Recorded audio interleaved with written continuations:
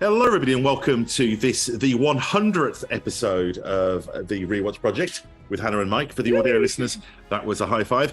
And yes, we are here. We have made it to 100, and we have just finished our coverage of season 4 of Marvel's Agents of S.H.I.E.L.D. My God, it feels like we're sitting very close to each other, doesn't it? Well, hello. For the audio listeners, we are recording this as a video podcast for reasons that will become apparent in a moment.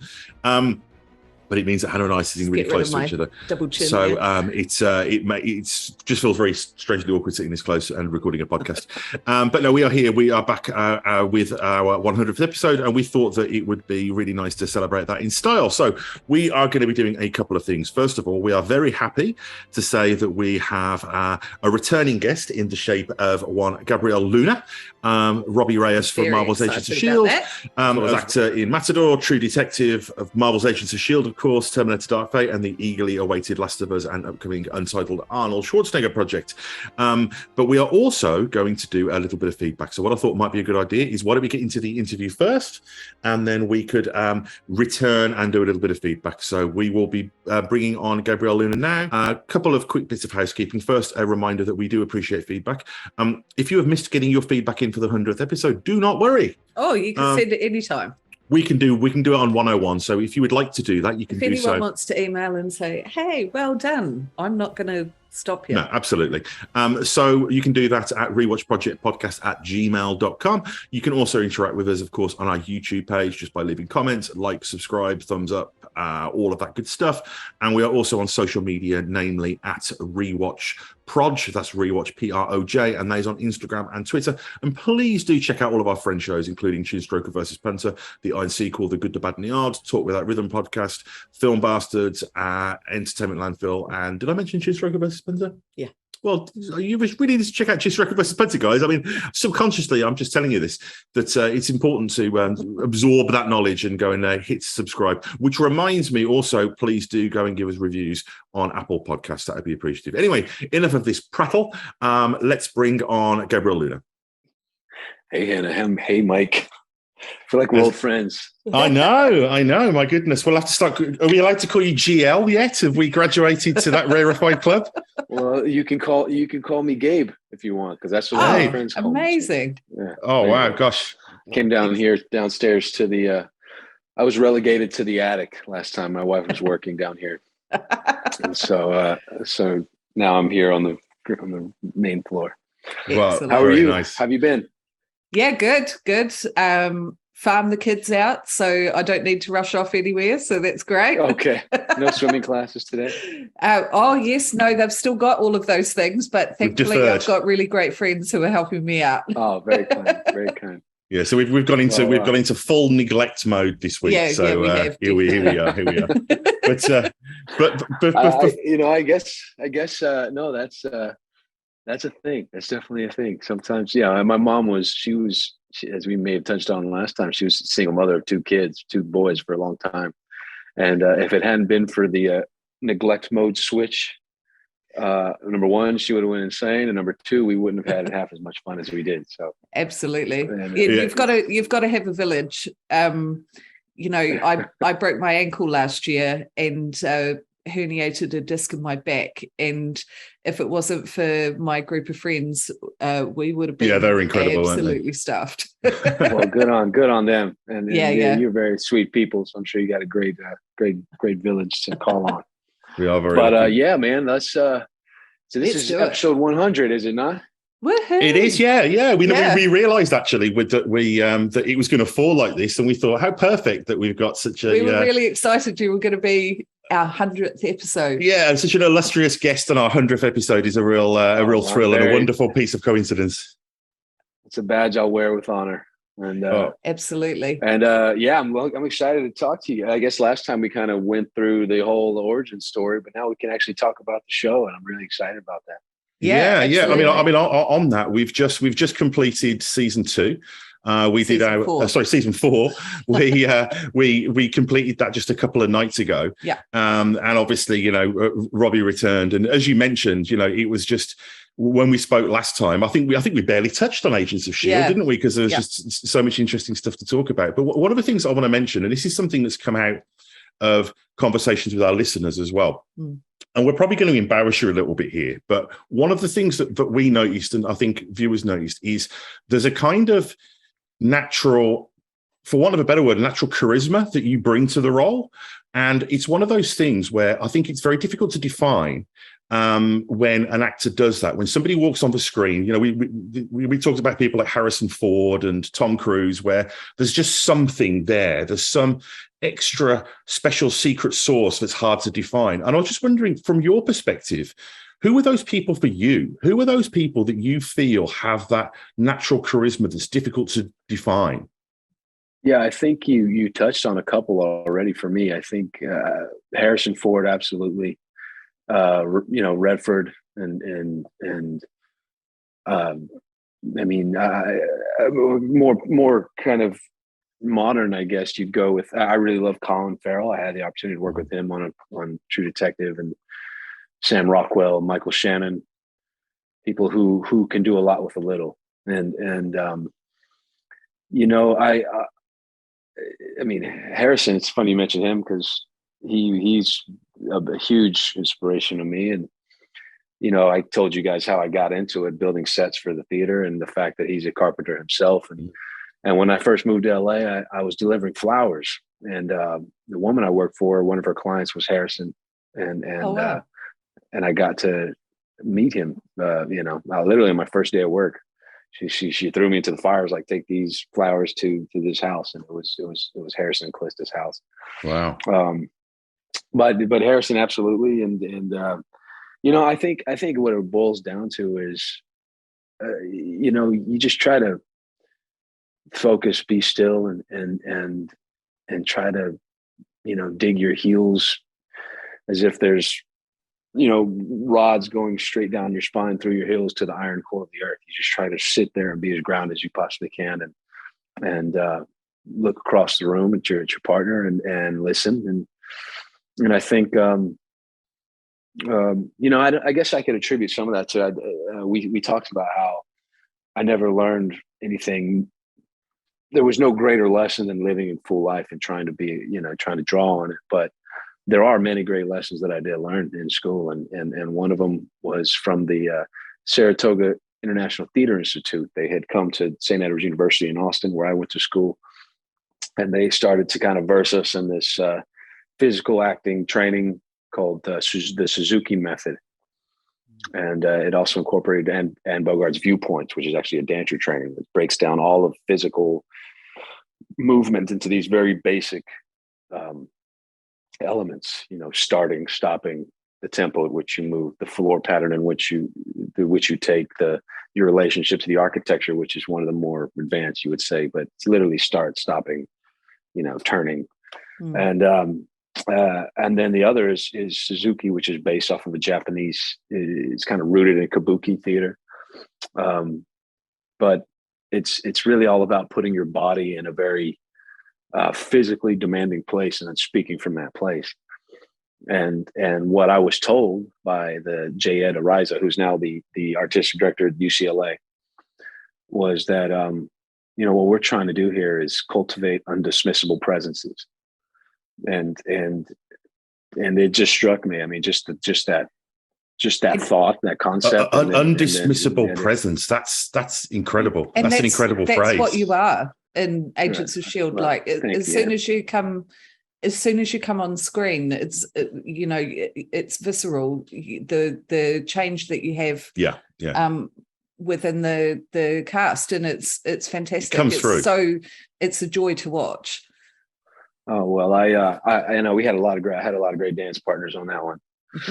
And not the least of which Clark Gregg, and, you know, who I really loved. And to go back to clear things up, they are sisters. The Zuckermans are sisters, and they do. Thank you. Quite frequently with each other. It's great that we've got someone on the inside to clear all of these things, because we don't trust Wikipedia. No. Nora and Lily. I'm sorry. Is it Lily? I believe it's Lily. Lila? No. Lila. That's right. Yes. Nora, and they are sisters. They're wonderful. They work together in tandem quite a bit. So many talented people on that show. I mean, you mentioned Clark Gregg, and I was just wondering, what's it like, kind of injecting yourself into a pre-existing ensemble? I mean, I suppose this could be a theatre question as much as a television production question, but I'm just curious to know what the experience and the mechanism of moving in, being a new guy, I guess, and coming in, I think particularly with a role that was marketed as being so central. You know, you were right there. The iconography of Ghost Rider was so ubiquitous in all of that marketing for that fourth season. What was the initial experience when you were there, both, I guess, from the perspective of working with a well-oiled machine who already had the sort of social thing going on, but also as being the new guy with such prominence? What was that formative experience on S.H.I.E.L.D. like for you? No, that's a really great question. Yeah, no, the experience was such that, well, first of all, as we touched on a little bit when we talked about when I got the job, the culture of that set and that show is family. I mean, the thematic element of the show obviously is family and found family, but it really permeated from the writers' room and from the showrunners and just the way that Marvel Television was really handling their business at the time. And when I walked in for the table read, the first, it was a Thursday. I think it was actually a Wednesday, because then they went to Comic-Con, and then I ended up doing day one on Friday, doing all my stuff or most of it. And then, but yeah, they just immediately everybody was so friendly. Everybody was so happy that I was there. But you're also right in the sense that for about for those 9 episodes, it was almost my show, and it was almost them handing the keys of this well-oiled machine that you mentioned over to this guy who just kind of walked in, and it took a lot of it takes some element of just selflessness, and like lack of ego, and people just to be there, serving the story, and to be able to do that. And I really admired Clark for that, of course. And Clark is another. He's just, the first time I ever worked with Clark. Well, I'll just tell. So we're there, we're on set, we're talking, and we spent the whole day. We spent most of the day. We already met the table read, and we were sitting in our chairs. We're talking. He's reading his book. He's a pretty good Twitter guy, so he's on his Twitter and doing his thing. And we're having a great conversation about basketball and sports and music and whatever. And so we've already kind of settled into each other. But then they go and they put me in the containment pod, the one that they built to contain the Hulk, that's supposedly indestructible. But we quickly debunked that theory. But I'm in there, and there's this scene where he comes over to the door and he opens it. As we have a discussion, and so a lot of that scene is played through the glass. So I'm in this pod. We got our special effects guy pulling the door shut, opens it so it looks like it's the hydraulic or whatever it is. But I'm looking through the thing and I'm talking to him, and I think it's Mace and I think it's Ian. I believe that's the scene. No, because then I break through. I'm not sure exactly which one, but it is one where he comes to the thing, it slides open, and all of a sudden he's there in character, and he's every ounce of Agent Phil Coulson. And he was already an iconic character by this point. Absolutely, he was. I mean, I had seen every Marvel film to that point, and to date, I've seen them all. And he was massive element of all of those stories. In such a pivotal role in terms of how he, the Avengers avenge him, but there he is, and we had been talking all day, but it wasn't until that moment that door slides open and he's in the voice, and he's standing in his suit, and he's standing in there and delivering the lines where he is. That in my mind, I couldn't help it. I just couldn't help it. I was like, "Holy shit, that's Agent Coulson." It's like you'd walked through the screen. It's like before that you were kind of you're entombed in this glass metaphor for how you felt about your new place on the show, and then the metaphor literally opens up for you, and you enter into your television set and spend time with Agent Coulson. No, that's very florid the way you put that. That couldn't be more true. That sums Mike up fairly consistently. He can get a bit florid. It is beautiful. That's exactly. It was almost like Last Action Hero. We had a great poster. Yes. That's one of my favorite Arnold movies. And just kind of like just going through the portal, or Donnie Darko or something like that. But it was a great memory. I really enjoyed that day, and they really embraced me, and I got to kind of, and for that, first block of episodes, it was really interesting because it very much felt, because the story, I was central to the story, and it was very Ghost Rider centric, and we had so much fun, and everybody was so excited to have such a high profile character on the show. He was great for the show, and however new he may be in terms of the iteration that we were depicting, and it was really exciting. I remember I don't think there's anyone any more excited than our special effects team, Gary D'Amico, who's a classic, legendary Hollywood guy who's been blowing shit up for 40 years. And that stuff still looks great. I mean, a few years down the line, we were talking about this in our most recent episode about one of the things that Agents of S.H.I.E.L.D. has always done very well visually is it gets the important stuff right, because on a network TV show, inevitably, you're going to get a lot of scenes that are people sitting around in rooms talking, but absolutely kick-ass establishing shot goes a long way for buy-in. And something like the visual of the Ghost Rider, once you've seen that only for a few seconds, you buy that character. And that's real credit to those guys. I mean, great directors, Billy Gearhart. I mean, Kevin Tantrum, Mo's brother. We all handled action really, really well, extremely well. Hey, when's Kevin going to get you on Star Wars? That's got to happen, right? Which one does he do? Does he do Discovery? Because they're shooting it on the lot here with Kevin's been directing Book of Boba Fett, the Star Wars show. And Star Wars, you said. Yeah. I'm just thinking we got to get you on Star Wars, Gabriel. What the hell? Why is that not happening? Oh yeah. Well, there's that's kind of like the last little jewel that I could put in my Infinity Gauntlet if I could get it. I've thrown my hat in the ring there. I mean, I wrote a letter to Filoni and Carrie Beck, and there's a character that I really truly love, and I think that if I don't know how familiar you are with the animated stuff. Can I guess? Can I guess who this character is? Can I make it? It's got to be Ezra Bridger, right? Ezra Bridger, yeah. Okay, exactly. Yeah, I mean, I can see. You can see it. You can see it. Yeah. I mean, I have this connection with this character. There's as we were talking about last time, there's a lot of these parts that you feel are you and could really only be you. I won't go as far as saying that with Ezra. I think that it's a wonderful character, but there's so much that lines up in the sense that there's the orphan quality of what he is. Being from a planet with two moons rather than two suns, and my last name being Luna, and him having this really beautiful connection with nature and animals and living things through the Force that all really resonates very strongly with me. And I don't know what their plans are. I don't know what Dave's plans or the rest of the creative team over there at Star Wars, if they were to bring him in. But I just think that that's a character that would really line up perfectly. Yeah, that'd be amazing.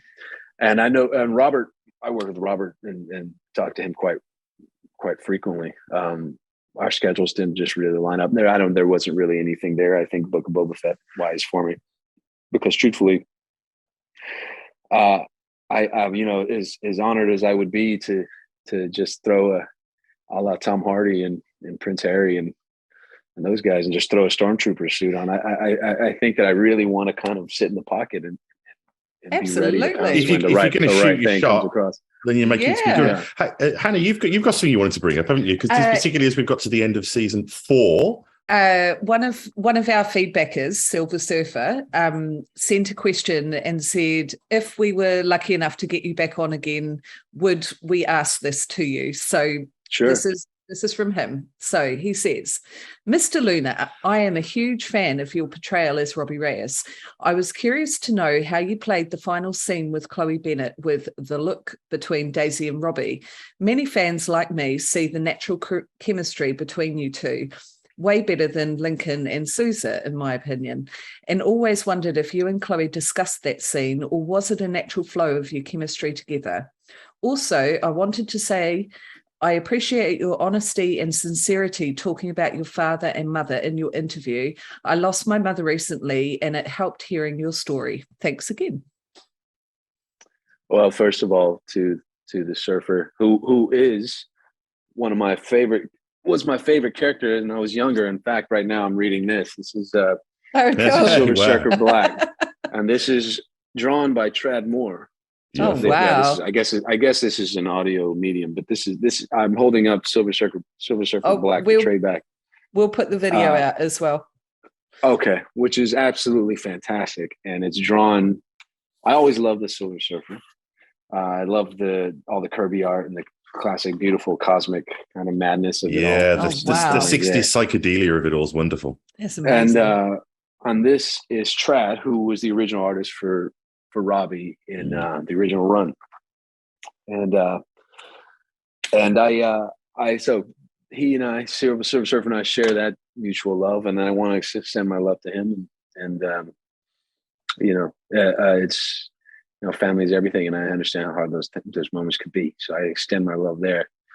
In regards to the question, I'm not sure which look he's talking about. There was two. There's a moment. It's funny. We talked about it on the show. Is it after I opened the portal? Yeah, you're about to leave, and there's a kind of a slightly, you could read it as a flirty exchange between your character and Chloe's character, and I guess that we were wondering on the show, and Silver Surfer sort of echoed this, as to whether that was just something that I guess the audience have kind of imagined or extrapolated out themselves, or whether that was something that was discussed. There's such a shorthand between the two of you in that last episode. Where, like, obviously you and Daisy have had your connection over the first arc, getting to know each other quite well. Right. And it just felt like almost a situation that could have been. Yeah. Yeah. And we were wondering whether that was something that was discussed, or whether that just came through and was. I think that they were both, like, both of these characters weren't in the best place to let romance, if there were sparks there, for it to catch flame. What pun fully intended. it was probably not viable, in the sense that they just were both in really, really kind of dark places. And as it kind of, the first part of the art goes, you get the sense there is a tension there. I think that was mainly probably, some of it was in the script, and I think there was just a natural, vibe between Chloe and I, and that we were playing these really great kind of learning characters. And I think, but really the essence of it kind of felt more of almost a sibling thing, in the sense that, Clark was the head of the family, and I'm this adopted kind of entity, brother, who comes in. But as it goes, as it kind of plays, it's always kind of seemingly there. I don't know whether the writing was there or not. It just kind of was there, in the sense that it just kind of made sense. Yeah. That you wanted these two people who don't love themselves the way that they should, and almost to fix that, you want them to love each other. Yeah. And that's a really good point, actually. And so, but really, I don't think it was actually built in that way until this last episode that you guys have just covered, where I think there's a scene where she and I are, I think they're in the Matrix-esque kind of world, and we're monitoring their bodies, kind of very Matrix style, like from the control center, and we have a quick conversation about where I've been, what I've been up to in this alternate hell dimension, one of many that could be considered hell, which is like one of my favorite lines in all of, and I think it's perfect. It perfectly lends itself to what's going on at present in the. It takes it away from just being a strictly kind of Judeo-Christian view, right, of hell, as well as it being much more this kind of conceptual thing that we name hell because that's the closest sort of cultural context we've got for it. Exactly. And he says that he's been to many that many of which could be considered called hell. You know, full on fire and brimstone, I'm sure. But but yeah, so there's a little bit of an exchange there, you know, but where Robbie says that he's here now. And I kind of flash her the look and see if, you know, if there was anything there in terms of within the story. And I think that's what people really picked up on. Yeah. So towards the end, in that last moment, you know, she's the closest I am. She's the character I'm closest to in that moment. And so as I'm about to walk back through this portal into this, just to go dimension hopping again, she's the last one I think I want to see before I leave. So I kind of turned to her. I gave her that little nod. I think this is what he's referring to. I think it was in the script, though. Robbie looks back at Daisy, you know. Yeah. Well, I guess also a little bit of what you're talking about there is that kind of symbiotic relationship between writer and actor that really can only exist in television or maybe radio, where, you know, you're delivering the material, of course, that's been provided to you by the writers, but you're, of course, informing that material through your performance, and that goes round and around and around. Absolutely. And they had there was such a long time between, because we wrapped, I'd say going into Christmas, we wrapped the Ghostwriter arc, and they started the L&D stuff a little bit before we left. And then it wasn't until, you know, into the season, somewhere mid-spring of the following year. So this would have been, you know, 4 or 5 months later that I come back for the finale. Plenty of time for them to have digested what we've already shown the world and consumed it along with the world, and kind of get a sense of where I was going and what I was doing with the character, and how to incorporate that fully into that final episode. And but yeah, I mean, that great writers and great showrunners are truly collaborative people. Like right now, the show I'm working on with Arnold here in Toronto, we have a fantastic showrunner, Nick Santora, who he did Scorpion for many years, but fantastic. I mean, just really listens to what's important to me, and to the point where we rewrite scenes together, and, you know, I bounce ideas off, and then the writer's room will go back and they'll make the tweaks, and that, if you can get that, then it's a real blessing. It really is. You feel like you're able to put your foot in it, you know, so to speak. In terms of the cast of Agents of S.H.I.E.L.D., and presumably the most time you spent was with Chloe, being that Daisy and Robbie interact a lot. Off on their own a lot, weren't they? Yeah. How did you find interacting with the crew in general, and were there actors that you really enjoyed? I mean, I can go on and on and on about every single one of them. I mean, that crew is still probably one of the most the people that I keep in touch with the most. You know, I mean, cast wise, Clark's fantastic. I mean, Clark throughout that was just wonderful. Whenever I get the chance to talk to him, I'll send him a little text here and there.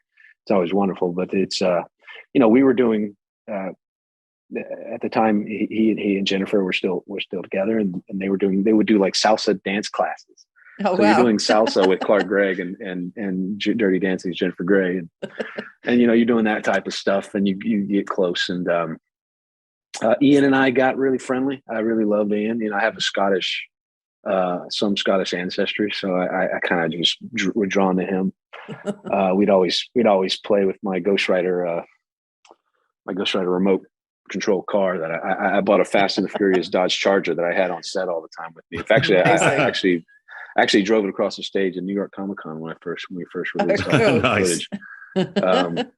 We, you know, building ramps and random shit in the back, and boy stuff. And then of course Lizzie was just couldn't be a more wonderful, talented person Lizzie. I mean, she's just oh man, just a really wonderful actor. Some of the stuff that her and Ian do on the show is really amazing. Yeah, both amazing. I mean, both of them, they're just, I mean, wow, what a beautiful relationship they built, and always taking it in new and interesting ways and places.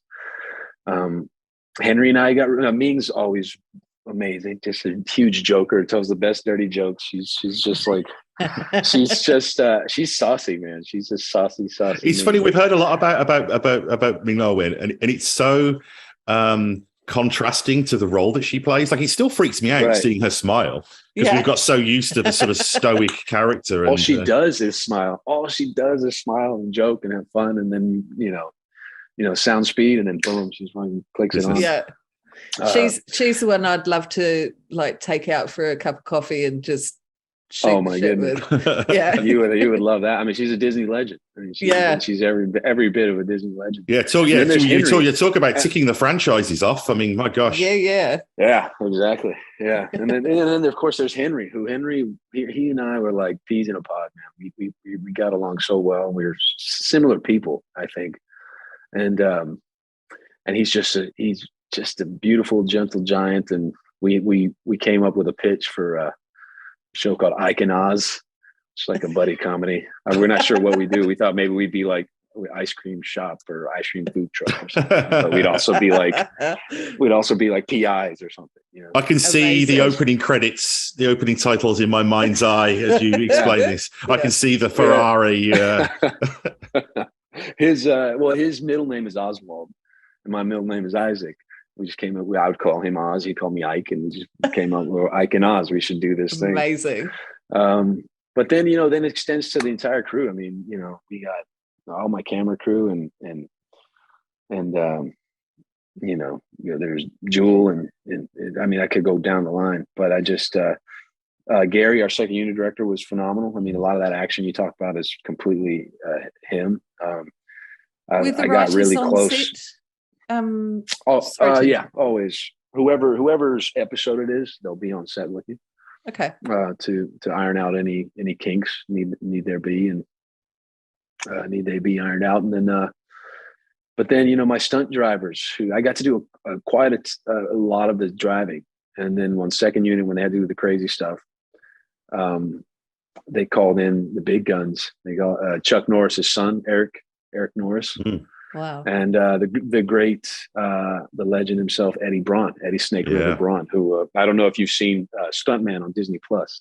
Yep. But it's Eddie's movie that Dwayne "The Rock" Johnson helped produce, and it's all about Eddie and his life, and being one of the OGs, and he just they were both fantastic. I mean, Eddie. They taught me so much. I got to do some crazy stuff in the car chase in the LA River, and a lot of the car stuff. And then it's an incredible world. I got to tell Chuck Norris jokes to Eric. Wow, you're a braver man than I. But I got to do them in the second person, so it was not like Chuck Norris did this or that. It was your daddy once got bit by a rattlesnake. And after 7 days of excruciating pain, the rattlesnake finally died. and stuff like that. So we had a lot of fun. But the crew was fantastic. You can't waste that opportunity. And the world of stuntmen's an incredible thing. We had Mark Singer from V and Beastmaster on the show not too long ago. And he was telling us about how the stuntmen, particularly the older guys, like the Buddy Joes and that generation, how they were like the last of the cowboys in some ways. They were like just a different breed of people. I mean, I'm on this one right now with Arnold and Billy Lucas. Arnold's double for many years. He's now our stunt coordinator. But you got guys like Lance Gilbert and Billy Lucas. I mean, Jay Lynch, amazing stunt driver who was on the Terminator with us. But Billy, you can see Billy in Running Man. He actually has a speaking part in Running Man at the beginning in the ship. He's a bad guy. Is he one of the guys who wants to shoot? He wants to shoot on the crowd that Arnie fights up against. Is he one of those guys? At the very beginning? Yeah. At the very beginning of the movie, and so he's just, I end up kind of aligning myself pretty closely with those guys. We have the same sensibility, and I'm a very physical. Acting is a physical thing for me. If you can get it in your bones and in your blood, then it comes out. The emotion will come. Emotion is a physical thing. People get in their head a lot trying to show emotion, but it's not about showing it. It's about living through it, and letting people witness you having a true reaction, a true. And you mentioned these sort of incredible people that you've worked with, not just on Agents of S.H.I.E.L.D, but in general. I'm just wondering, in regards to Agents of S.H.I.E.L.D, obviously we've just finished watching the 4th season, and the show was at a really interesting point, I guess, in its run at that point, because they were experimenting with this new structure, this new way of telling stories. These, I guess you'd call them mini arcs, these sort of 7 or 8 episodes. And I'm just wondering what the sort of creative vibe was on the set when you were there, because there was a lot of change going on. Was there a sense that the show was kind of marching to the beat of its own drum at this point, that it was kind of doing its own thing? Or what was the feeling on set as far as where the show was? I can't exactly speak to what was in people's heads, but I do know that one, they had moved the show to a later time slot on, I believe it was a Monday or Tuesday, which isn't the best slot. Usually they send shows who are on their way out into those types of slots. Right. The death slots, they call them, don't they? Right. That's so one of the benefits of that being on later was that we could do a little bit more of a PG-13-ish angle on things. And the general feeling I got was we got nothing to lose. Let's just go balls to the wall. There's nothing to lose. Yeah. And it wasn't a stunt. They didn't take the ghostwriter thing as to be this like stunt casting thing. They really truly embraced that character, embraced everything that Felipe Smith and Trad Moore did in the book. I mean, so much of it was just torn straight out of the book. And I do recall feeling like a little bit of a back against the wall response, and not only did they fight back, they came out like a house of fire, They were swinging. Just came out swinging, and we did what we did with that first arc. And I think that and talking to Jed and Mo and everybody who was responsible for coming on, Drew and Paul Zabinski, since I can't say his name either. Hannah loves saying it. Hannah loves saying his name. Go on. Zabinski. Zabinski. Exactly. He a great, incredible writer, great guy. Otherwise known as Paul Z. Paul Z, still, yeah. Yeah, he was. I mean, actually, he was the head. He was like the overseeing showrunner for the shows we were going to do on Hulu, all the kind of darker stuff. Oh wow! The Ghost Rider, the Hells from then a couple of other shows that were going to be added later. But he all of those guys, I just think that their idea was, and it was extremely effective, was, you get this one big bad at the end of a 22 episode arc, and you're just kind of plodding along, filling time. Yeah, moving the chess pieces, moving it, and then you end up folding back over yourself, and it becomes it's not very interesting. But if you do it this way, everything is happening in real time. I mean, it feels so much more. There's so much more urgency, and you're living in the moment of these characters, dealing with finding solutions to all these issues that are arising, whether it be, Robbie in the dark hold, and this is happening, and then then you got the watchdogs, and then you got the LMD thing. They're constantly kept on their heels, trying to shift, and they being the Agents of S.H.I.E.L.D. trying to battle on all these fronts.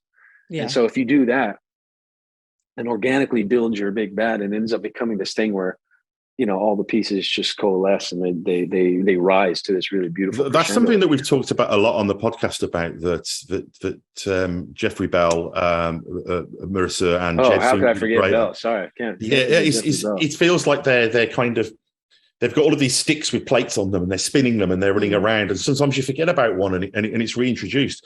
And I was just wondering, I mean, your run on the show, obviously you were there for that first third of the season and then you returned. And I was wondering, I mean, you've done theatre work as well. So I was just curious whether there were any similarities or differences between the experience of playing a character for a prolonged engagement, say on television, or versus theatre, where obviously with theatre, the text is static, the text remains the text, whereas on TV. So is there anything, are they similar or very different processes, playing a character for a prolonged period in television versus theatre? They're different in the sense, I mean, the basics obviously are all, there's a foundation for all of it, storytelling and trying to, live in a character. But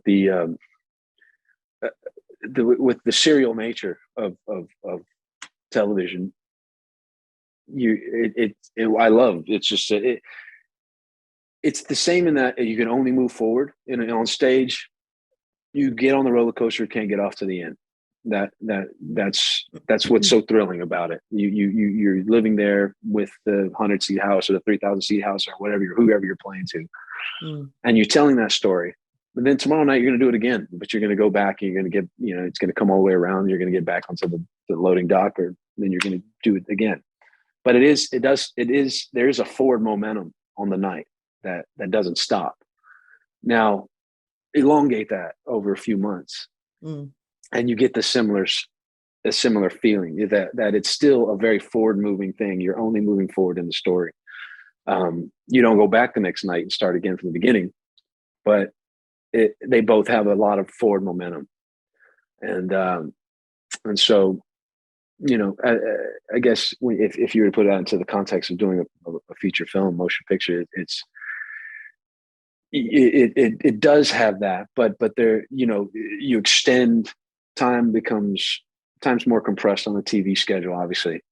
In a big movie, you're shooting a 2-hour movie over 6 months. It inches along. You don't really feel the forward propelling you forward because you might be living in a 2-minute sequence for 2 weeks. Oh wow! And it's just so it's really a test of whether you can just stay present in the moment and remind yourself. As Fred Molina once said to me, jokingly, I don't know if I will cover this with you guys last time, but I was doing Matador, and he had I think he'd like to say before each take, which was I guess we talked a little bit about Fred last time. Oh, no, we didn't talk about Molina last time. No.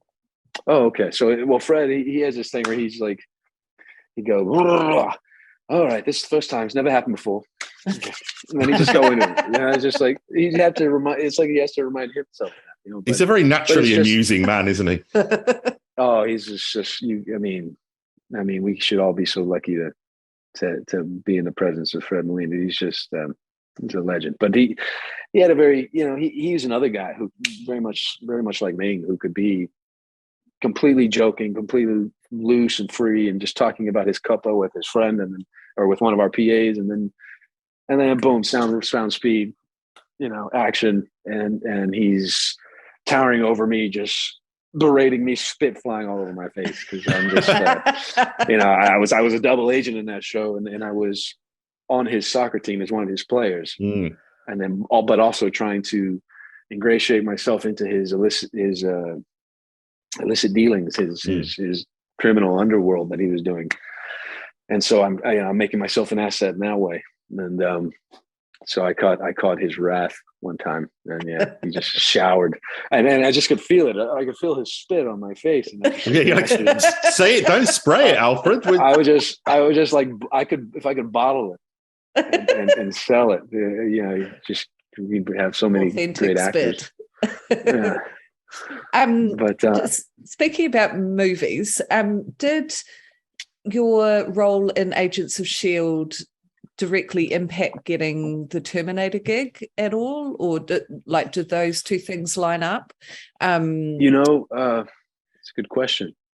I kind of feel like, yeah. I mean, that was, we got a lot of good attention when we did that. When we played the Ghost Rider and did it to the satisfaction of, you know, millions of Marvel fans. And hell yeah, you did.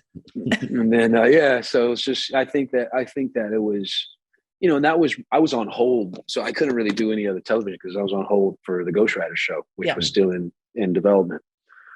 And as a result, you know, that was really the only big calling card I had in my pocket, I guess, going into the Terminator process.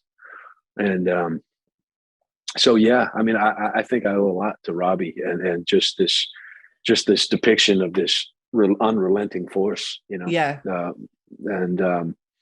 You've got that same determination of character between the two. I mean, obviously they're very different things. Well, I think that's one of the great things about Robbie as a calling card character is that you get to do several really different things. You get to do the humanity, the very human, the caring, you know, socially conscious older brother. But you also get to do that steely determination that I would imagine would be very desirable to the producers of a Terminator film. Right. And I think that I think the way we were going with the Terminator as the Rev 9 as a character was to have him be advanced to the point where he's more human than human. You know, he doesn't have any stiffness of the T-800, doesn't have any of the coldness of the T-1000. He's able to recreate human interaction in a pretty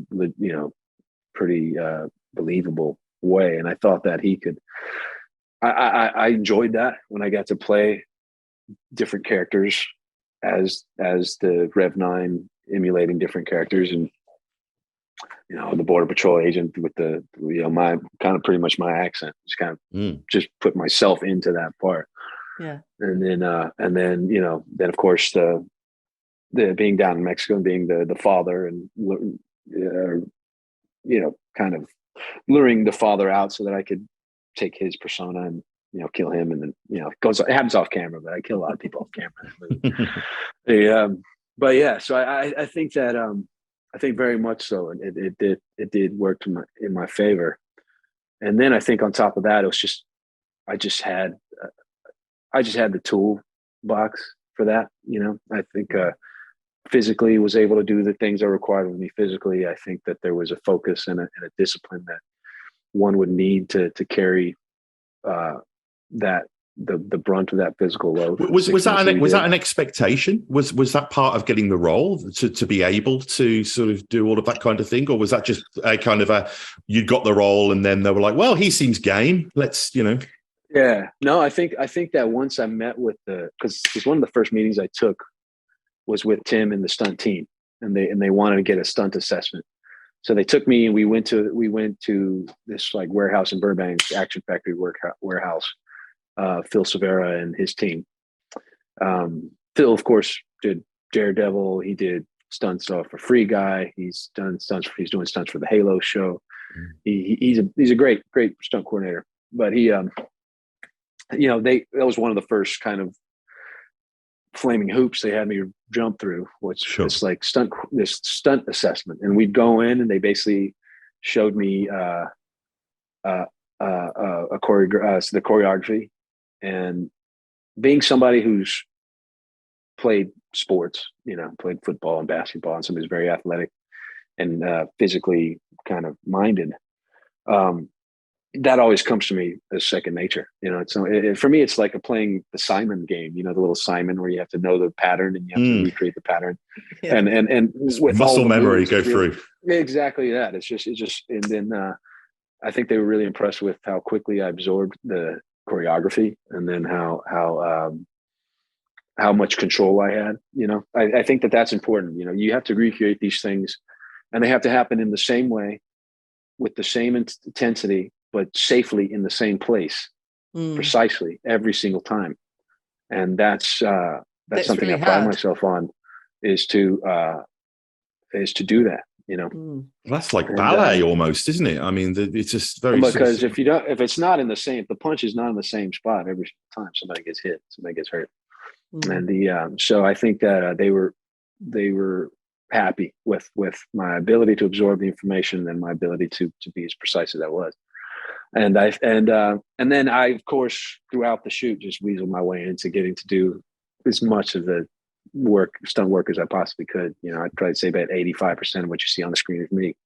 That's fantastic. And I think that's a tribute to my stunt players, Jason and Morgan, who worked with me day in, day out, kept me loose, limber, train, and then also were always ready when I was ready to run the fights, because I would if I had downtime between setups, I'd get out my little foamy bladey hands. And then I'd be calling Jason. He'd be ready. He'd be, we've got a very different idea of what downtime means. Gabe, I've got to say, because I hope I never have to do a stunt assessment in my life, because I think I would shatter like a light bulb if I if I had to do that. I was just wondering, what was your, while we're on Terminator, what was your experience of working on a production of that scale? And I'm thinking not just of the actual production itself, but all of the stuff that comes with that. Like, I'm sure that you had to do a hell of a lot of press junkets and all of that. What was it like existing in that world to that scale on like a James Cameron produced film? How was that? Yeah, no, that they don't really make that many of those anymore. And before the pandemic, and they're probably gonna be even less since 2020. But before the world shut down, we did one of the last global press tours that anyone really has done. Of course, they've done some. Skydance has done really well with Top Gun, and we worked, of course, Terminator's Skydance picture, and they've done a bit of that. They kind of returned to it, because Tom is it Skydance you're working with on the Arnie project at the moment? Yes. Skydance Television is doing that. They also do Reacher and some number of other shows. David Ellison and Dana Goldberg, and it's just you couldn't work for better people, man. I just really they make high quality. Everything they do is of the utmost quality. They're a real powerhouse in the business right now, aren't they? Yeah. They're moving into animation as well, and I think they're going to do very well in that space. And they're just going to continue to grow. And David is he's just making all the right moves, doing a really great job. But as far as the scale and the scope of that movie, it absolutely was bigger than anything it had ever done, and it doesn't really get much bigger than that. You're working with one of the biggest movie stars in the world, and for one of the biggest film, one of the most innovative film directors that cinema has ever embraced. And Jim has been responsible for so many leaps. And when filmmaking seems to plateau, he's been responsible for taking us to those next levels. Cameron's one of those guys that people should never write off. He kind of. I remember when people thought he was insane for the computer generated work that he did, and then when Titanic was coming out, people were saying, "Oh, it's going to be a flop. No one's interested." They said the same about Avatar. They're saying the same again now, but never count James Cameron out. No, man. He simply does what he's compelled to do. And he's basically an honorary New Zealander too, since he spends so much time out. Yeah. He's been living here for a few years now, hasn't he? Just down the road, actually. Yeah. So we're quite when close I talked to him, is. it was only through Zoom, because he was there in New Zealand, and when we were in communication with Jim, it was always via Zoom.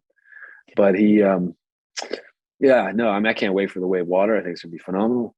He, as you said, he's always been way ahead. He wanted to make a CGI picture. He did his interview once. I was just going through Jim Cameron interviews, and he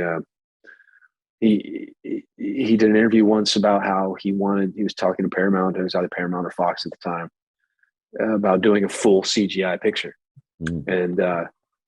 And they had no idea what he's talking about. They had no way of wrapping their minds around it. And so his backup plan was pitching the Titanic.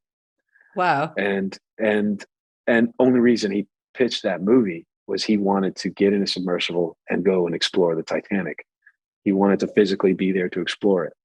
And he wanted the studio to pay for it.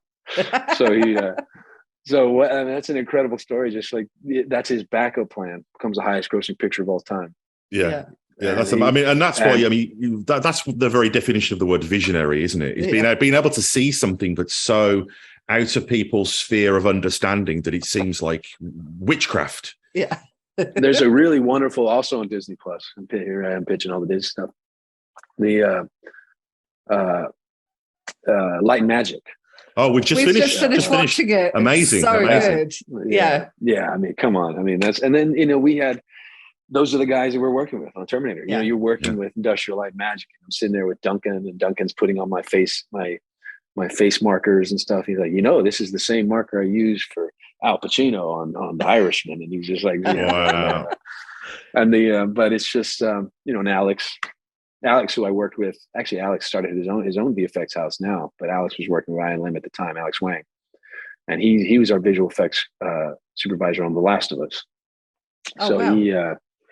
So once the circle only gets tighter as you get higher up the mountain, and I'm just truly privileged to work with some of these I mean, absolute luminaries. So I just cool.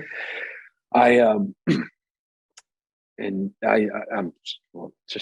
about The Last of Us. I did some ADR today for I had to do some ADR for the premiere, which should be coming sometime soon. I've noticed we're very excited for this. It's going to be great. I noticed they've started the marketing now, haven't they? This week, they've started to drip feed imagery from the show. We just gave the world, as Craig Mazin likes to say, the little amuse-bouche. It's not even the teaser. This is just a little amuse-bouche for the world to whet their appetite, and very excited, very proud, very. Man, it's really, really the way the HBO is handling it to have us kind of lift the curtain on it as this kind of final moment of this really big. It's going to be a big deal package. It's going to be a big deal. I think there's no question.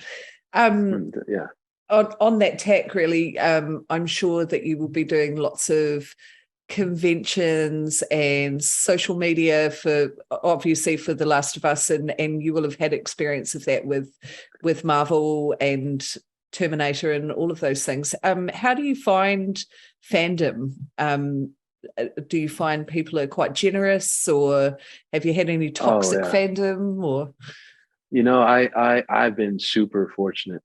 I don't know. Maybe it's I hope it has something to do with just the way I interact with the community that loves these things. I also I think we talked, I don't know, once again, I don't remember who I was. I think there's another discussion the other day, but it was just I'm a fan myself, and there's so much that I love, and I like to love things, and I like to love them fully, and I love the way that the Agents of S.H.I.E.L.D. fans have embraced what we did, and every with the Terminator, with the Marvel thing, with with working with Robert and everything else, and now The Last of Us. It's just there's so much. They pour so much of their hearts into these things we're making, and I can only do the same on my end, is pour my heart into it as much as I can. And I enjoy it. I enjoy it. We with a press tour for Terminator, you're going all over the world, and you're having most of them are Ghost Rider fans at that point. I'm in Japan and getting stopped in the street, and they're like, "Oh yeah, Ghost Rider." And it's just really, really special. And I try to make as much time as I like to do these things. Every place I go in the world, I've done it in Wellington, I've done it in Rome, I've done it in Madrid and Budapest and wherever it may be, Chicago, here in Toronto. I will find London. I'll just find a shop. I'll kind of reach out to the community and then try to get my feelers out and see which is like the local shop that people like. And then I go and I'll sit for a few hours and we'll just talk and sign some things and scribble my name on things and take pictures. That's amazing. And every city's got that kind of geek hub as well. So it's an amazing thing. And we're as fans, we're very appreciative of your generosity of time. And in the spirit of that, we've got just a couple of more questions for you. But I was just wondering, is there a particular moment in your career or a performance that resonated with you particularly on a personal level, where you really felt that sort of the veil between yourself and your character disappear? Have you ever had that kind of sort of transcendent moment? I think Robbie, really. I think Robbie. Well, like I said, when I did the first audition, it was as involuntary as breathing. It just felt that natural. I was fully Robbie Reyes. I mean, in all the good ways, and then some bad. I think that there's a lot of, you carry residue with you if you live in these things long enough. And the Terminator as well was kind of hard to carry around, even though I was trying to be as clinical and as dispassionate and as removed as I could from these actions. You still had to have the intent of extinguishing people's lives. But with Robbie, had the same intent, but felt every bit of it, and had to be. So some of the images I would intake and some of the music and some of the things I would use, really would stay with you. But at the same time, the other side of that coin was a really beautiful, smart, loving person. So I was able to throw that in the balance and be able to kind of stay kind of even keeled. But Robbie, absolutely. And then when I did the Matador thing with Robert, that was a character that was very much me. It was in a much more kind of fun way. It was an athlete and a spy and kind of a hero. Kind of a very everyday kind of hero. And do you find it bleeds over into your everyday life? Like, to put it into context, if Mike was having to inhabit a character and got a bit too into it, and he'd come home and I'd be going, oh God, is this Robbie or is this Mike that I'm getting? Do you ever does your wife ever say that? Do you ever dream as your character? Oh yeah. No, that's totally a real thing. That's absolutely a real thing. That does happen. The especially on nights before a really big. I just the other night I had a dream about. It was really more about me preparing for the thing. Like it was living the day that I was just about to have the next day. Oh wow! And that was really interesting. Fully through Transpo picking me up, and then being in my trailer, and then weird things happening where I'm always. It was like showing up to school with no clothes on, kind of dream. Yeah. I mean, I'm always prepared to the T. And then it's the classic work anxiety dream. It's the classic work anxiety dream, but your work's just way cooler than most people's. So it was, but absolutely, you bring it home sometimes. And I've been fortunate that not a lot of the characters I have played have been, too dark and skewed too far on that spectrum. But but when we were doing, when we were doing a lot of theater, there was some moments, I had a few characters that I brought home with me. And I mean, simple things as, playing a kind of a tech entrepreneur on stage. And then, I never really know how much money I got in my pocketbook, or I don't wear watches or anything like that. But sure enough, I find myself wearing a watch and knowing exactly how much money I have in my pocket, and knowing knowing the time of day, just being able by feeling, that essence of that, so a lot of some of those smaller things. And then of course there is just the weight of it, and you're not really aware all the time that you're kind of emitting this like these dark vibes, but she always has a way of bringing me home. And that's what a wife's job is. That's what you guys are about. You guys are incredible. Oh my God. I mean, none of this happens without my wife. Just to leave it on this. I mean, let's sing the praises of Gabriel Luna. That's just because she was really a big proponent of us moving to LA. She wanted to come. I could have lived very happily, as once again, I don't know what I've said to who or where, but I could have lived happily as a poor flower delivery driver doing my plays at night, and so I imagined as long as I had her, and but she wanted to move to LA, and I followed her, and it was the best decision we ever made because now we can fully realize this journey and also journey into a lot of new places. Yeah, and it must be, I think, having that love and secure relationship to kind of to cushion you and stabilize, keep you safe.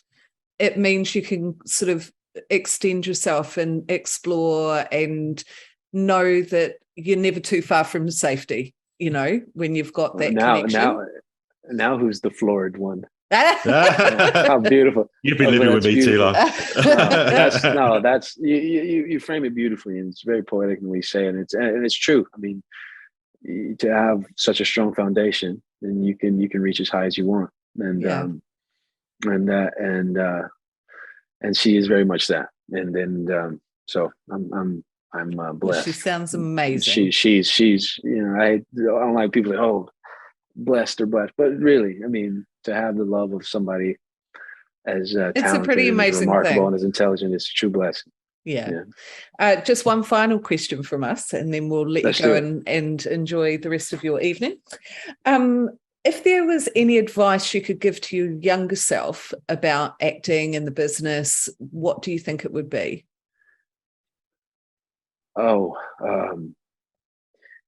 Yeah, man, because I really kind of enjoying the way everything's shaking out. No regrets. So I wouldn't want to derail in any way, Yep. You see, that's because you've been thinking about the Terminator too much, I suppose, sometimes. Oh, right, exactly. Timelines. You don't want very aware of timelines now. You don't want a butterfly effect scenario going on here now, do you? No, you want your parents to meet at the dance, otherwise there's going to be a real problem. Yeah. That's right. Yeah, because I don't want to have to go back, and because when I was a kid, my mom was young, so she's very, very, very beautiful person. And all my friends would always tease me about how my mom was pretty, and I'd get all mad. We get into fights, and then I wouldn't. You'd go back, and then you're going to the prom with your mom. Can't do that. But no, I wouldn't want it any other way. I'd want him to feel all the pain and just keep trusting himself, because that was the most important thing. That I just always kind of believed in the vision I had for myself, and didn't want to settle for anything less. And I just I would say just do your thing, man. Keep rocking. It seems to have worked out pretty well. I mean, it sounds like you've got a beautiful home life. You've got 2 massive franchise properties about to drop on the world coming up, and you've got a very, very appreciative fan base, of which we are very glad to say we are 2 of. Fully paid up members. And we just want to thank you again for not once but twice being generous with your time and letting us luxuriate. Thank you so much, Gabe. We've had it's been a real privilege, and we just wish you all the best. Likewise. Thank you, Hannah. Thank you, Mike. We're totally friends now. So hell yes. So Mike is short for Michael. Is there a short for Hannah? I'm Gabe. He's Mike. Well, people call me Han. Yeah. So maybe I'm Han Duo rather than Han Solo. Oh my goodness. Yeah. Well, all my love. Stay in touch. We should keep in touch. Absolutely. We will do. All the best. Take care. Thanks so much. You have a great weekend. You too. Adios. Bye-bye. Bye. Okay, so that was our chat with Gabriel Luna. What a lovely man. Well, Gabe, I think. So Gabe, yes. He's our friend now. He is Han. So yes, Hannah, we are going to do a little bit of feedback now. So this is for people who have reached out to us recently. So let's do that now. And just before I start, Silver Surfer, I hope you were pleased to hear that your feedback was on there. Yes, absolutely. And that's what happens when you send feedback to the show. Yeah, I was really excited to see you had a question for Gabe when it came through, because at that point we knew we were interviewing him. Yeah. So, yeah. But we kept our cards close to our chest because things change. Sometimes we just didn't want to count our chickens. Yeah, things can fall through. This fortunately didn't, but things can. Yeah. So, yeah. Right. So I will start. I'm going to start in chronological order. So this is on episode 20, Farewell Cruel World. Silver Surfer says, I love the scene between Daisy and Trip when he thinks he hooked up with her or Simmons or May. He just assumes that he did, didn't he? Yeah. I love that bit too, because he looks just so gutted that he hadn't made a move on. Yeah, he's like what was I doing with my time? He's like the other Trip. He's just he's not a player. Yeah. Okay, so on episode 21, The Return, S.H.I.E.L.D. Vid says, many people seem to think Ada was not a slave to Radcliffe programming. She did not have free will, despite the illusion that she did. People think she is rebelling against Radcliffe, but she is still following his orders. The regrets of May is what made Hydra take control. Madam Hydra was created in the framework. She is a simulated consciousness reacting to the environment the people plugged in created. This made her a villain boss, just like it did Fitz. She tells people that she wants a choice, and that is absolutely true. She had no control over her choices.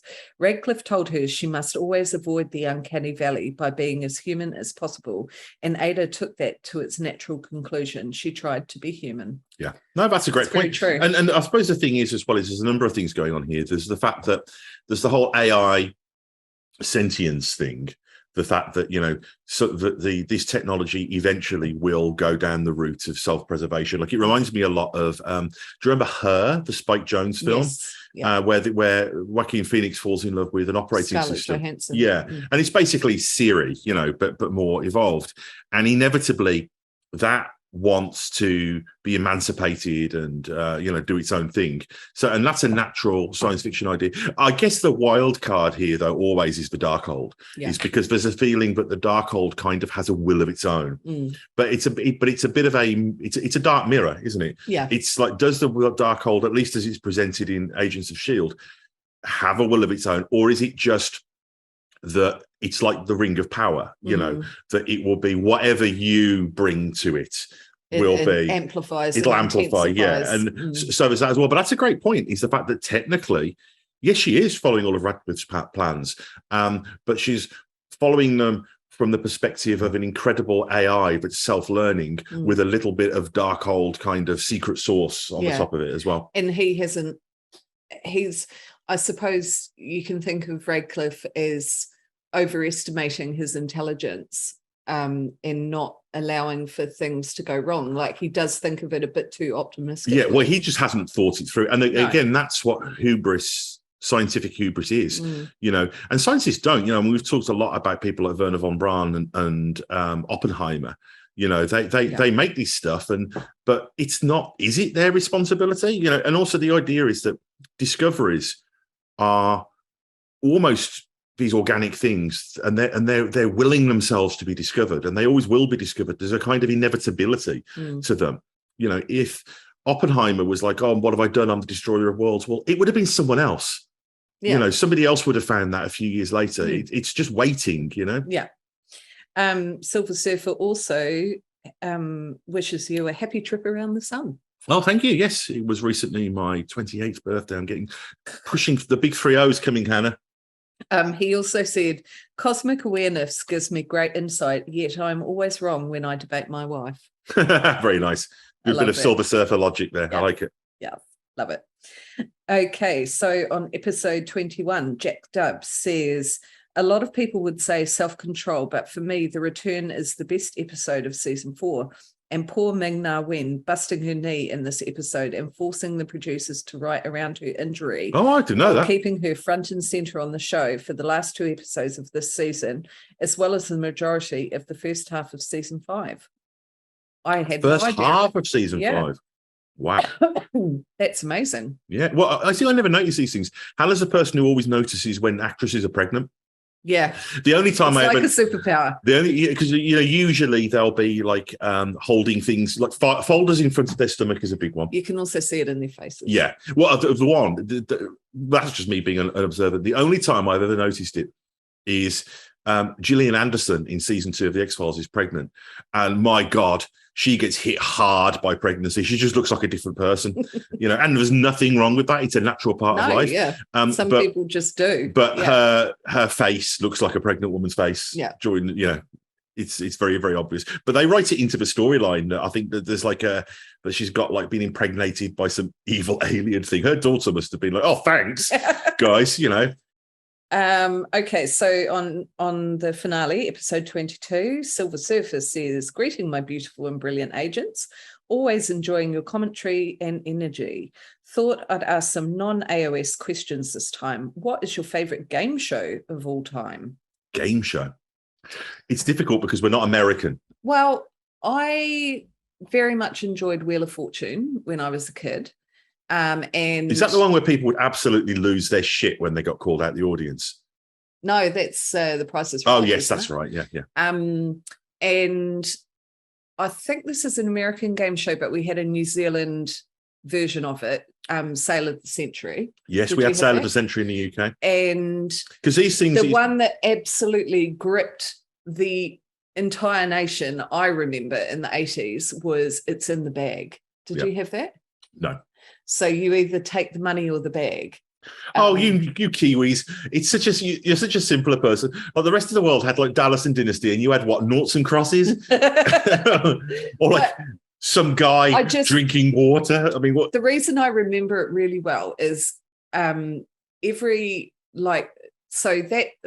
one summer when I would have probably been maybe 6 or 7, we were camping, and the local campsite did It's in the Bag night for all the kids who were staying there. It's in the bag. And you're in the bag. I got chosen to go down, and it was the lollies or the bag. Is this the greatest moment of your life, Hannah? No, it was the biggest missed opportunity of my life because I was so obsessed with what was in the bag. I turned down 700 lollies. 700 lollies. Wow. As a child, and my sister was screaming from the seats, "Take the lollies! Take the lollies!" What would you have done with 700 lollies? Lollies are what they call sweets, or candy in New Zealand. Yeah, by the way. And I can't even remember what was in the bag. It was crap, but that's what I decided to have. What a deeply scarring memory that is. What about you? Mine was the Generation Game. Oh, yeah. I don't know if that in America. We watched Brucey with Rosemary Ford. And the other one was Family Fortunes as well, which is Family. Is it Family Feud? Is that what it's called in America? Oh, maybe. It's where you got families against each other and they have to guess shit. That was like because in the 1970s in the UK. 7 out of 10 listeners say this is the most popular blah blah blah. Yeah, it's one of those. And but the thing I guess with game shows is you've got the American ones, but they get franchised out to all the other countries, and you have like your domestic hosts. So you have the UK ones, and in the UK and England, particularly in the heyday of the game show in the 70s and 80s, it was very much tied in to what you call peer culture. Peer being like Blackpool Pier, and it was kind of the British equivalent of vaudeville, very old-fashioned kind of music hall. And a lot of the hosts of the game shows in the 70s and the 80s when they're at their peak came from that world. So although a lot of them were based on, I assume, on American concepts that were like franchised out to different countries, the British ones were a very quintessentially British, specifically very seaside, English seaside kind of thing. So I think that if you're in 200 years' time, if you're a cultural historian of the UK, there's probably a lot you could get from those. But I got a lot of nostalgia for those. But good question. Yes, thank you. Silver Surfer also says, one of my favorite... Silver Surfer says, there's your podcast name. One of my favorite episodes of this series, and probably my favorite season finale, my imagination was lost in the potential ideas for these characters after watching this episode for the first time. Yeah. Very true. It's a very, I don't think we mentioned this when we covered it, but it's a very rich episode. Like, it feels that it's not just that a lot happens in it, but there's so much revealed around the characters, like with all of them. You've got May and Coulson, you've got Mac and his daughter. Obviously, you've got Fitzsimmons, all of the characters. I mean, even Radcliffe, everybody gets a lot. May as well, and I think that there's a lot that will come from this episode, character-wise. So I think that this is going to be one of those ones where if we did a rewatch project, I think when we got to this episode, after having watched seasons 5, 6, and 7, there's probably even more kind of content in it than we realized. Yeah. He goes on to say, glad you mentioned Robbie asking Daisy to watch out for his brother. This leads to my dork griping about a particular scene and dialogue in season 6. Compelling. I'll mention that when we get there, but planting the seed here for that discussion. do. I'll be curious. Yeah. So I'm guessing, is this a case where they don't do that, where they forget to mention that Law was Data's brother? I'm assuming so. Yeah, cool, okay. And just ending, we've got two last feedbacks, but ending the season finale feedback on Jack Dubs, who said, I liked season 4, but I love season 5. And I think we're both extremely excited to get into season 5. And as I don't think it's saying too much because you see from the end of it, but I think as science fiction fans, as space opera fans, I'm looking forward to a quite different show. Yeah. Aesthetically at least. Yeah. So looking forward to this. And the good thing is, now I'm also really looking forward to getting into the Sorbet episodes. Yeah, very much so. Because is it worth us mentioning what we're going to be doing on that now? Because I think we've kind of decided, haven't we? Yeah. We're going to do the first. So, shall I? You tell me yours, yeah. Okay. So my 2 picks are Dr. Horrible's sing-along blog and the musical episode of Buffy Once More with Feeling. Yeah. So going along the musical route for me. Yeah, and obviously Dr. Horrible's sing-along blog was written by Marissa Tancher-Owen and Jed Whedon. Yeah. So it's very much connected to the Marvel's Agents of S.H.I.E.L.D.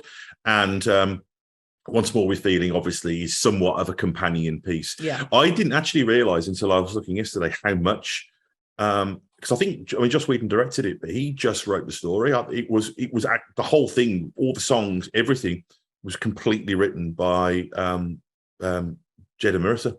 Really? Yeah, it's the whole thing. It's their thing. Wow. It's just directed by Joss Whedon. Cool. He had the idea and pitched it, and then they went and they wrote everything. Oh, so it's basically pure unadulterated Jed and Marissa. So that'll be an interesting one to watch. Brilliant. And he's still grappling. I think I'm going to pick the first 2 episodes of season 1 of the X-Files. Okay. Right. So we're going to. This is the last feedback we have, and it's a voicemail from our buddy Mark. And it says feedback on show 100. So here we go. Hi, Mike. Hi, Hannah. It is I, Mark, calling in to congratulate you on getting to 100 shows. I'm hoping you get this feedback before you record that show, because otherwise it's going to have to come in after. However, you operate at such a pace, it's really hard to keep up. So I'm not surprised you've got to 100 shows. And yes, I can see it. You'll just keep going and going and going. At this rate, you'll overtake Stroker versus Punt. I was thinking about that the other day. In terms of number of episodes, that would be quite amazing. Great show. I really love listening to your show. I think it's my favourite show at the minute. You know how it is. Shows come and go in terms of your favourite, but yours is definitely my favourite at the moment. And I think it's going to stay up top 2, 3. Well, that's up to us, isn't it? Thank you. season 4, really terrific season, really interesting, hell of a cliffhanger. And then final episode, what the hell? Yeah, I very much enjoyed it. And I have to say, it feels weird when I start getting ahead of you guys. It's like, okay. I feel like, one of them kids is running on too far ahead of their parents. Feels they're lost. It gets a bit like that. It's a bit weird. Okay, then. Don't worry, we're right there. So, best wishes and good luck. And I hope this just keeps going and going and going. And I'm looking forward to the sorbets, but I'm also looking forward to season 5 kicking off too.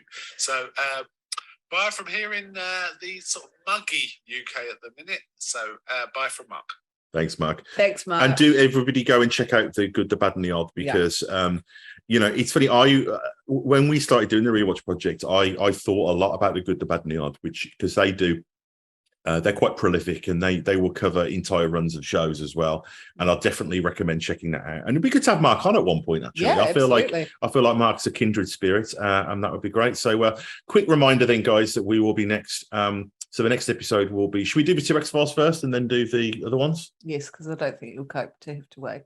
No, we can do it the other way around if you prefer. Honestly, it's fine. But yeah, so the next episode that we will be covering the episode simply titled Pilot. I don't think it's got a name, of season 1 of the X-Files from 93. I don't know why you're looking at me. I don't know. I'm looking, and also just a quick reminder that we do appreciate reviews on Apple Podcast and on Spotify. That's a big thing. That's I know I tend to bombard you guys with a lot of housekeeping on the episodes, but if you take any one thing away, let it be that. And also, please check out our friend shows. And if you would like to send us feedback, please do that. That's always very incentivizing, I think it's fair to say. So. And you can do that at rewatchprojectpodcast@gmail.com, and you can also reach out to us on Instagram and Twitter at Rewatch Project, Rewatch PROJ. And of course, we always appreciate comments on the YouTube channel as well. But for now, that is us, and we will be back soon. Goodbye. Bye.